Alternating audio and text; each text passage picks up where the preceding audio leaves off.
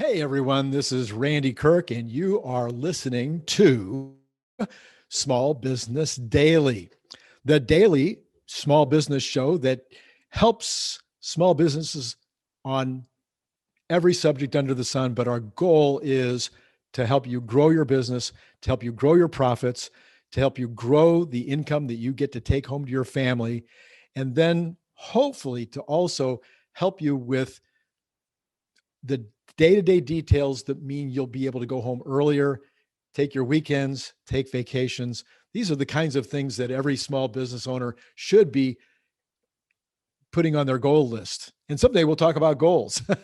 Right now, we're talking about Elon Musk. We've been talking about Elon Musk for 4 days, I think it is now. We talked about him, about the things that he does that can improve your business, things that he's talked about, things that he says he believes, things that impact the way that he runs his businesses on a day-to-day basis that have made him the richest man on earth at this time and maybe in history. These are the things that I've noticed. I've written about them in a book, The Elon Musk Method, which is available in the description below, just with a quick click. And I found that there were 16 of them. Now I'm adding to that all the time. The book is only listing 16, but I'm talking about some other ones. Well, some of those and some other ones that I've come to conclude more recently should have probably been in the book, and maybe they'll be in the second edition a couple of years from now. Anyway, we talked about the other day. We talked about curiosity. The next day we talked about audacity. Then we talked about passion. And then yesterday we talked about resilience. Now, if this subject matter, what we're talking about now, sounds like something that would be valuable to you and useful to you, would you click the like button? It really helps us with Google and with YouTube. Listen, the second thing you could do is you could subscribe, because if this is valuable kinds of content, stuff you think will help you become more successful, then subscribe, and that'll help you to find the channel more easily. And then if you really want to find it easily, just put in the notify, just click that, and you'll get notified every time we put up the next edition, the next version, the next day's subject matter. So where we are now is, like I said, we just finished resilience. Resilience, of course, is the ability to get back up and charge ahead when things are not going your way, or when you think that there's maybe no tomorrow. I can tell you so many stories about days that I thought my company was over. Like the time that the helmet factory that we were buying this brand new helmet from burned to the ground the second time in just a few months. Yeah, overcome that one. Okay, but anyway, that's what we talked about yesterday. Today, we're moving on to clarity. Clarity. It's huge. We want to talk today about the concept of why clarity matters in your small business. And that gives me the opportunity to talk for a minute about masterminds. We have a company called SoCal Masterminds, and we have groups of 5 to 10 small business owners just like you. They're just like you. They might be a mortgage broker. They might be a real estate person. They might be a small manufacturer. They might be an accountant. They have one guy that's a landscape lighting expert. So across the board, marketing people. They have small businesses just like you. They have different education than you do. They have different experiences than you do. They've been in business for a shorter or a longer time. They've had successes and failures. So they have all this opportunity, all this experience. And what we do is we get together, 5 to 10 of us once a month, and we brainstorm about the issues that each of us are facing. And that brainstorming results in the mastermind coming up with better ideas than you can come up with by yourself, or even you and a consultant, or you and a coach. So that's the idea of mastermind. Go to socalmastermind.com if you'd like to learn more about it. We can get together on the phone, you and I, we can discuss your business. We can talk about how you might fit into a mastermind group and how that might be beneficial to your company. Well, maybe the number one thing mastermind members talk about the most that they find through mastermind is how they gain clarity. Clarity is so important in business. if you, sometimes we just kind of stumble along. We go day to day. Oh, should I work on this? Oh, should I work on that? Even hour to hour. What's more important right now? What should be at the top of my list? What can I kind of set aside for now because I'm so busy? Or maybe I'm not busy. How do I get busy? Clarity is so critical. And Elon Musk, again, I bring up Elon because he's the best entrepreneur maybe ever. He talks tons about first principles. Who was another guy that talked about first principles? It was a guy by the name of Wooden. Yeah, he was the coach of the UCLA basketball team back when I was there, both my undergraduate and law years. John Wooden was the coach of the most successful NBA basketball team, maybe the most successful team in history.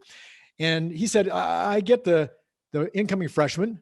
They come in, they're the best players in the country, the best freshman players in the country, because they all want to come to UCLA and play. So these are top players. These guys know what they're doing.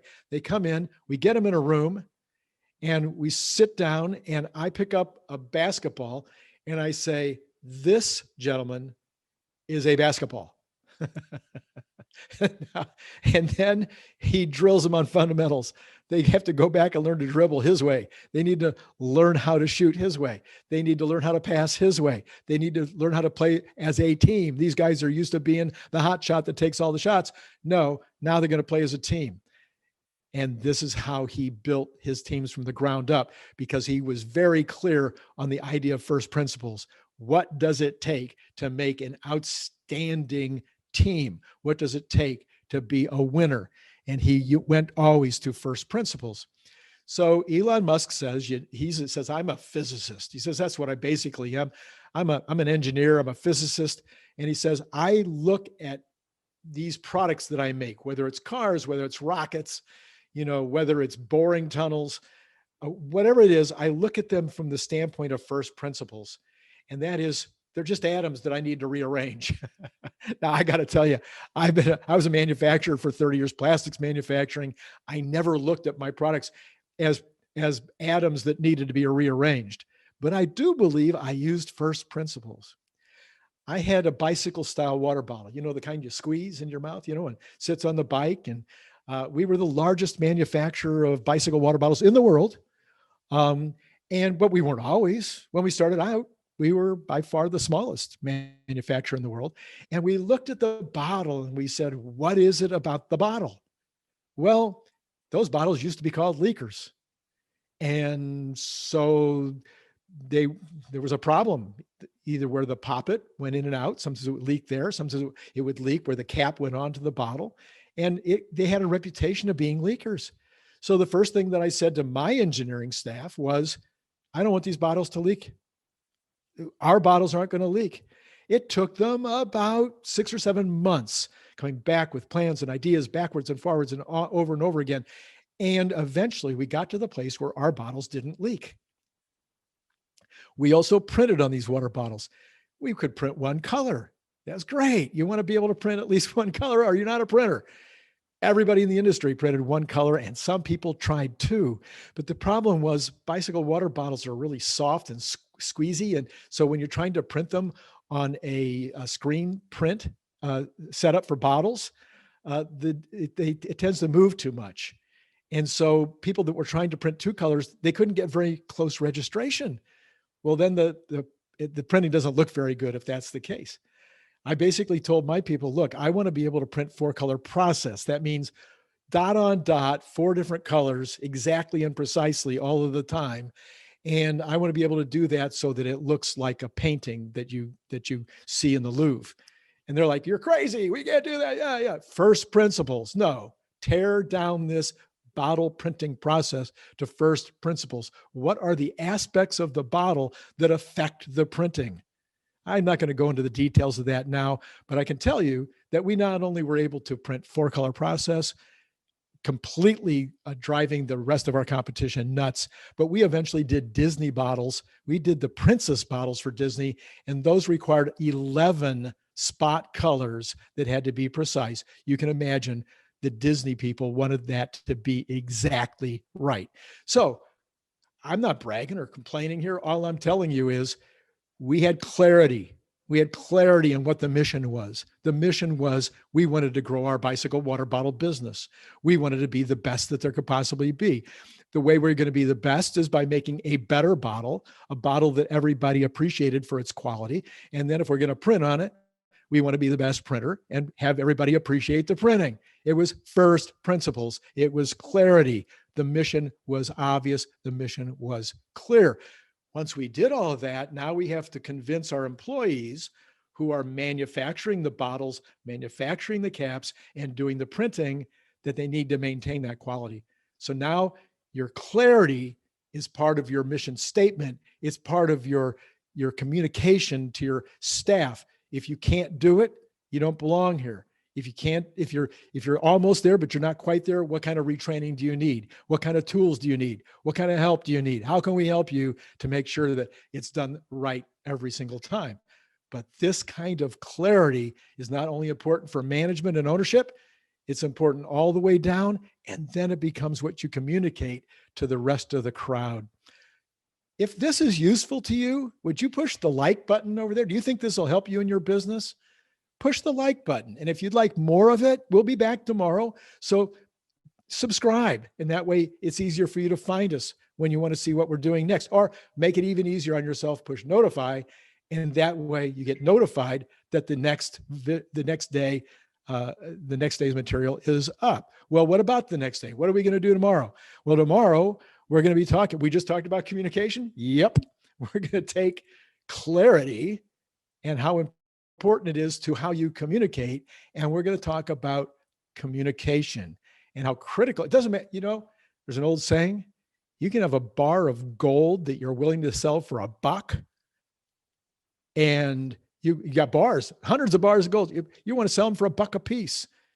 And if you don't communicate that to the folks who have $1, then you're not going to sell any. It won't matter. So we're going to talk about communication tomorrow.